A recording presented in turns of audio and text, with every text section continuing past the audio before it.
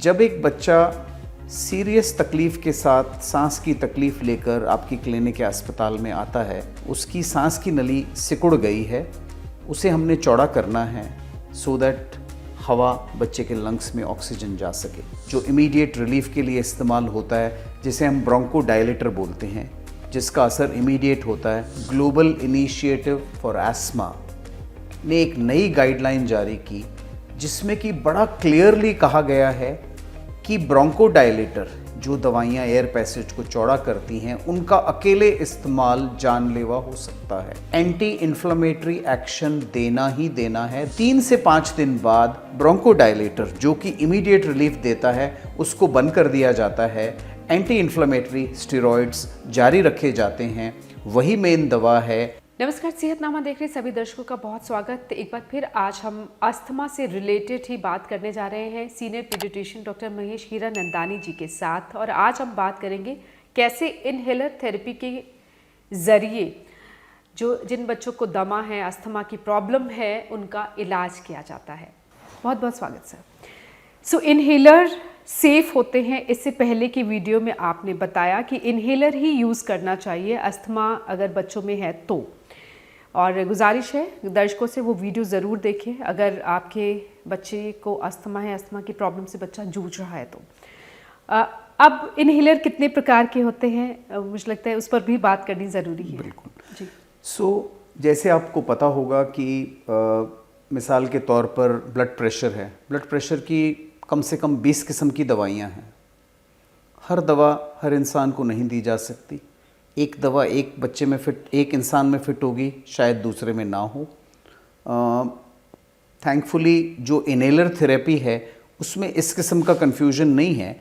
Inhalers अलग अलग प्रकार के होते हैं। जो मेन बात इसमें समझने वाली है वो ये है कि जब एक बच्चा सीरियस तकलीफ़ के साथ सांस की तकलीफ़ लेकर आपकी क्लिनिक या अस्पताल में आता है, तो उसे इमीडिएट रिलीफ की ज़रूरत है।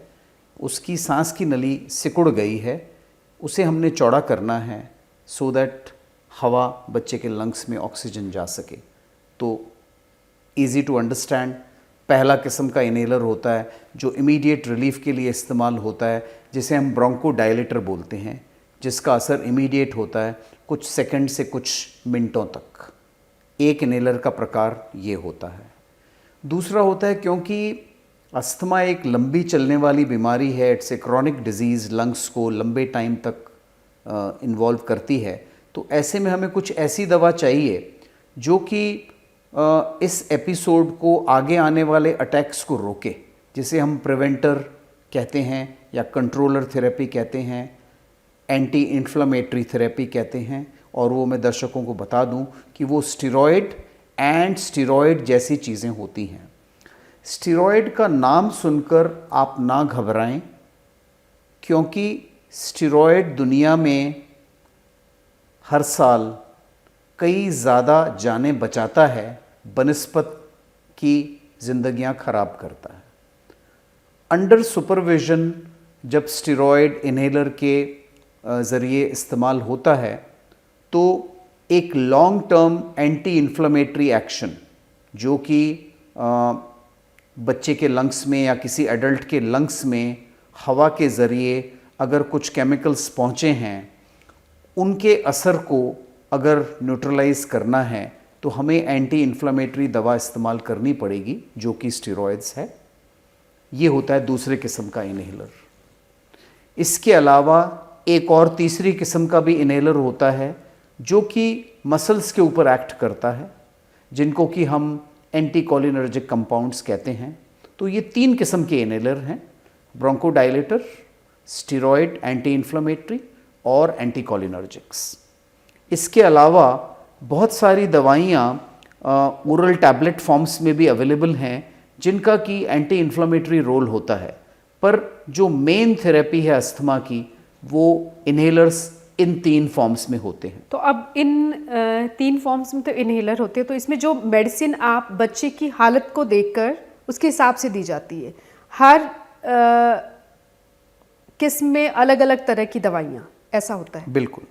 सन 2020 तक जब भी बच्चा इस प्रॉब्लम को लेके आता था तो उसको हमेशा ब्रोंकोडायलेटर अकेले दिए जाते थे। दैट मीन्स वो दवा जो कि इसके एयर पैसेज को चौड़ा करते, और 2 दिन 3 दिन वो दवा दे के रेस्पॉन्स देखा जाता था। अगर बच्चे को अच्छा रेस्पॉन्स आ गया तो उसी दवा पे कंटिन्यू करके 5-7 दिन में वो दवा बंद कर दी जाती थी। अगर किसी बच्चे में रिलीफ नहीं आया या उसका ये एपिसोड लंबा खिंच गया तो एंटी इन्फ्लेमेटरी एक्शन के लिए उसे स्टेरॉयड इनहेलर दिए जाते थे।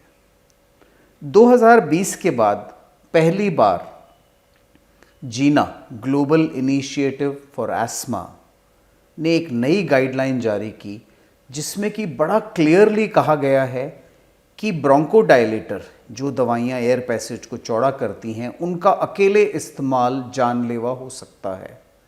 एंटी इन्फ्लेमेटरी एक्शन देना ही देना है। दैट मीन्स आप स्टेप 1 पे जब भी कोई बच्चा इमरजेंसी रूम में या ओपीडी में आता है इस तकलीफ़ को लेके, दोनों दवाइयों को साथ में शुरू किया जाएगा।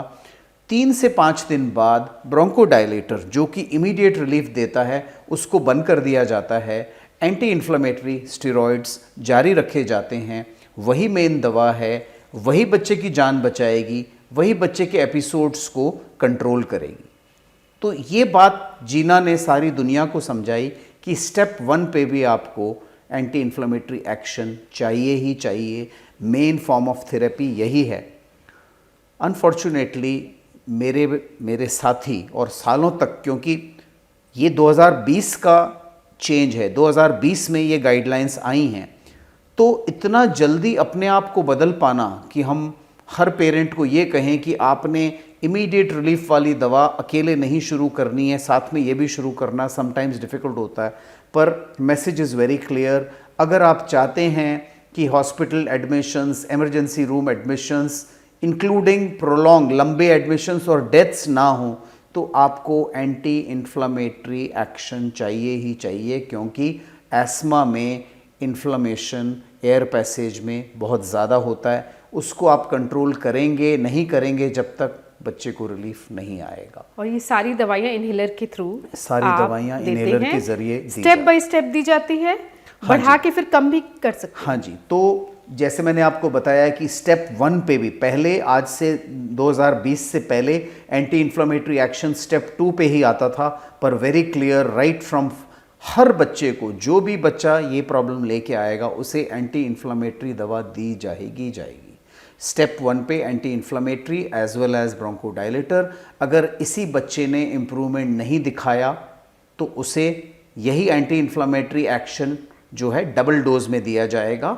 और अगर उसके बावजूद भी इम्प्रूवमेंट नहीं हुआ, जैसा कि बहुत कम परसेंटेज में होता है ऐसा, तो स्टेप 3 पे हमारे पास में ऑप्शन है उसी एंटी इन्फ्लेमेटरी दवा को बढ़ाने का, या एक long acting bronchodilator. That means जो दवाइयाँ एयर पैसेज को चौड़ा करती हैं उनके भी कई दवाइयाँ आती हैं जिनका असर 10-10, 12-12 घंटे का रहता है, जिसे हम लॉन्ग एक्टिंग ब्रोंकोडायलेटर कहते हैं, वो इस्तेमाल किए जाएं, या एंटी इन्फ्लेमेटरी एक्शन को और बढ़ाया जाए। और इसके अलावा भी बहुत सारे डिजीज़ मॉडिफाइंग एजेंट्स आते हैं जो कि स्टेप 3, स्टेप 4 पे इस्तेमाल हो सकते हैं।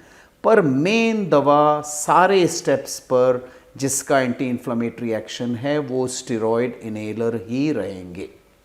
और ये कितने लंबे समय तक चलते हैं ये बच्चे की हालत पे डिपेंड करता है कि वो कैसे रिस्पॉन्ड करता है। हाँ, तो जो बच्चा सारा दिन ही खांस रहा था या भाग दौड़ नहीं पा रहा था या उसकी नींद डिस्टर्ब थी, उसको हमने इस थेरेपी पे शुरू किया। उसे मॉनिटर किया जाता है कि क्या ये बच्चा अब खेल पा रहा है, और हम किसी भी किस्म का रेस्ट्रिक्शन, किसी भी किस्म की बंदिश नहीं लगाना चाहते बच्चे को, क्योंकि उसकी ग्रोथ कैसे होगी अगर उसने स्कूल नहीं जाना, रात को सो नहीं पाएगा, खेल नहीं पाएगा, तो ये क्या बचपन है। उसका बचपन नॉर्मल हो, उसकी एक्टिविटी नॉर्मल हो, यही हमारा एंड पॉइंट होता है। तब तक हम ये थेरेपी देते हैं। ब्रोंकोडायलेटर जैसे मैंने बताया उनका असर 2, 3, 4 दिन, 5 दिन रहता है, उन्हें बंद कर दिया जाता है। एंटी इन्फ्लेमेटरी एक्शन जारी रहता है। 4 से 6 हफ्ते हम फुल डोज देते हैं जो कि बच्चे को टोटली सिम्टम फ्री कर दे। उसके बाद में हम 25% दवा हर 4 से 6 हफ्ते कम करते जाते हैं, और लगभग मान के चलिए 3 से 6 महीने में बच्चे के एक एपिसोड को आप कंप्लीटली क्योर कर देते हो। इतने लंबे टाइम देने की क्या ज़रूरत है। माँ बाप कहते हैं कि अगर मेरा बच्चा ठीक हो चुका, मेरा बच्चा सिम्टम फ्री है, सब कुछ नॉर्मल है, फिर मैं ये दवा क्यों दूँ? Once again, asthma chronic disease है, क्रॉनिक इन्फ्लेमेशन है, हमें दवा देनी पड़ेगी उसे कंट्रोल करने के लिए। और इतनी माइक्रो क्वांटिटी में जब ये दवा जाती है, एंटी इन्फ्लेमेटरी एक्शन दिखाती है, तो डेफिनेटली लंग को परमानेंट डैमेज से बचाएगी। यही रीज़न है इस दवा को कुछ हफ्तों से कुछ महीनों तक जारी रखने का, बच्चे के लंग्स को परमानेंट डैमेज से बचाने का, बच्चे को एक परमानेंट अस्थमा के पेशेंट ना होने देने के लिए आपको ये दवा लंबे वक्त तक देनी पड़ेगी। Very important. और डरने की ज़रूरत नहीं है, टाइम लगेगा इनहेलर थेरेपी में, लेकिन इसमें बिल्कुल भी आपने रेगुलर होना है। ज़रूरी है कि जिस तरह से डॉक्टर ने कहा है उस हिसाब से ही चलना है, खुद नहीं कि अगर थोड़ा सा बच्चा ठीक हो गया तो बंद कर दी, फिर प्रॉब्लम हुई फिर शुरू हुई, वो नहीं करना। That is I think what I feel कि इम्पॉर्टेंट। तो मेरी पेशेंट्स को यही गुजारिश रहती है कि आपके पास में एक इनहेलर है जिनका कंट्रोल मैं उनको देता हूँ जी, वो है ब्रोंकोडायलेटर, दैट मीन्स जो इमीडिएट रिलीफ देता है। मैं उन्हें कहता हूँ इसको आप जब चाहें, जब आपको लगे बच्चा एंटी इन्फ्लामेटरी इनहेलर पे होने के बावजूद भी एपिसोड में आ गया है, एक्यूट अटैक हो गया है, जिसके की कारण कुछ भी हो सकता है, घर में कंस्ट्रक्शन चल रहा है, पेंट चल रहा है, कोई पेट है घर में, या सीलन हो गई, कहीं एक्सपोजर हो गया, बच्चे को वापस खांसी शुरू हो गई, तो मैं उन्हें कहता हूं कि आप अपने लेवल पर ब्रोंकोडायलेटर जो इमीडिएट रिलीवर्स होते हैं उनको आप दे दीजिए 2 से 3 दिन तक। बट जो दूसरा इनहेलर है, जो कंट्रोलर प्रिवेंटर है, उसको आप ना बढ़ा सकते हैं ना घटा सकते हैं, वो स्ट्रिक्टली अंडर सुपरविजन करना ही पड़ेगा। तो पेरेंट्स की यही गुजारिश है कि प्रिवेंटर थेरेपी से आप ज़्यादा छेड़खानी ना करें, और आप 4 से 6 हफ्ते में एक बार आना है। इस लंबी बीमारी के लिए अगर आपको 6 हफ्ते में एक बार डॉक्टर के पास आना पड़ता है तो उसमें तो कोई हिचकिचाहट नहीं होनी चाहिए कोई। बट इस्तेमाल जो करना है वो इनहेलर करना है। इनहेलर के क्या कुछ साइड इफ़ेक्ट्स भी होते हैं? जैसा कि मैंने आपको बताया कि ओरल टैबलेट और सिरप से 15 गुना 20 गुना ज़्यादा दवाइयाँ कम जा रही हैं इनहेलर के ज़रिए, बट फिर भी कुछ साइड इफ़ेक्ट्स जिनके बारे में हम हर पेरेंट को बताते हैं।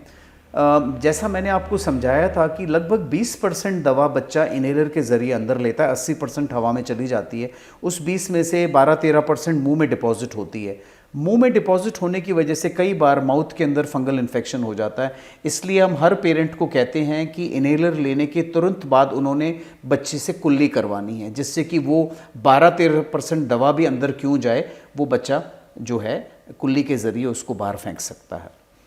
इसके अलावा जैसा कि लोगों के मन में डर रहता है कि स्टेरॉइड्स का कोई ना कोई लॉन्ग टर्म साइड इफ़ेक्ट होगा बच्चे की ग्रोथ पर, बच्चे की आँखों पर, कई बार शुगर मेटाबॉलिज्म के ऊपर, पर मैं आपको ये विश्वास दिला देता हूँ कि अगर इनहेलर फॉर्म से ये थेरेपी दी गई है माइक्रोग्राम्स में अंडर सुपरविजन, ना ग्रोथ पे इफ़ेक्ट्स देखे गए हैं, ना आइज़ में कैटरैक्ट्स या कोई और प्रॉब्लम देखी गई है, एंड ना बच्चे के ऊपर कोई लॉन्ग टर्म साइड इफ़ेक्ट है इस चीज़ का।